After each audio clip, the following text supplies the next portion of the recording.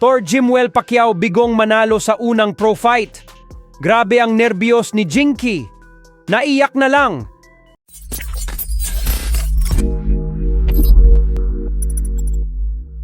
So naganap na nga po ang inaabang ang professional boxing debut ni Jimwell Pacquiao kontra kay Brendan Lally ng Amerika, kung saan sinamahan pa mismo ito ng kanyang ama na si Manny Pacquiao sa ibabaw ng ring. Maganda po ang pinakita ni Jimwell sa unang round at pangalawang round.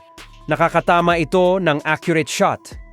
Subalit sa hindi inaasahang pagkakataon nga po, ay buong tapang din talaga na lumaban ang katunggalin ni Jimwell na si Brendan Lally. Buong laban po itong naging agresibo kaya nahirapan makaporma si Jimwell. Pagdating ng third round at fourth round, doon na kumamada itong si Brendan. Walang humpay nga po itong bumibitaw ng suntok. Sa unofficial scorecards ay nakuha ni Lally ang panalo sa score na 30-37. Subalit na uwi po sa majority draw ang laban ng dalawa. Dahil bagamat may isang hurado na umiskor pabor kay Lally, ay yung dalawang hurado naman po ay umiskor ng tabla. At dahil dyan ay walang uuwing panalo sa dalawa at wala ding talo. Ganun pa man ay maliwanag na po ngayon na madami pa talagang kailangang gawin at ayusin si Jimwell kung gusto niya talagang tumagal sa professional boxing. Aminado naman po si Jimwell na marami pa siyang kulang at nalaman ni Jimwell na iba ang amateur sa professional.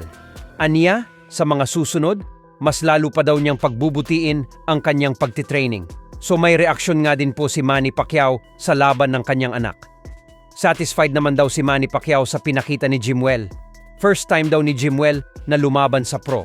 Bukod yan, hindi naman daw ganung karami ang experience ni Jimwell Pacquiao sa amateur bago ito sumabak sa professional. Kaya para daw sa kanya, satisfied naman daw siya sa pinakita ng anak niya. Maganda nga daw yan na na-experience daw ni Jimwell ang pro at sinabi naman daw niya kay Jimwell na hindi daw madali ang professional. Ibang-iba daw yan sa amateur, lalo na daw pagdating sa training at sparring. Pero ngayong naranasan na daw yan ni Jimwell.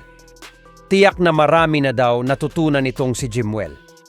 Okay nga lang din kay Manny na naging majority draw ang desisyon ng laban dahil sumusuntok din naman daw itong kalaban. Marami naman po ang mga Pinoy fans ang nagsasabi na mukhang talo daw talaga itong si Jimwell sa laban nito kay Brendan. Bagamat malakas daw ang suntok ni Jimwell pero kulang daw ito sa resistensya. Napagod daw kasi ito sa third round at fourth round. Humina na ang mga suntok.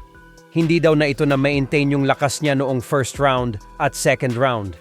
Samantala, halos ayaw nang panoorin ni Jinky Pacquiao ang laban ng kanyang anak na si Jimwell.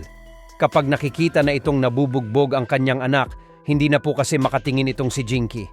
Nakayoko na lang ito at kitang-kita na naiiyak na lang ito habang nakasandal kay Manny Pacquiao.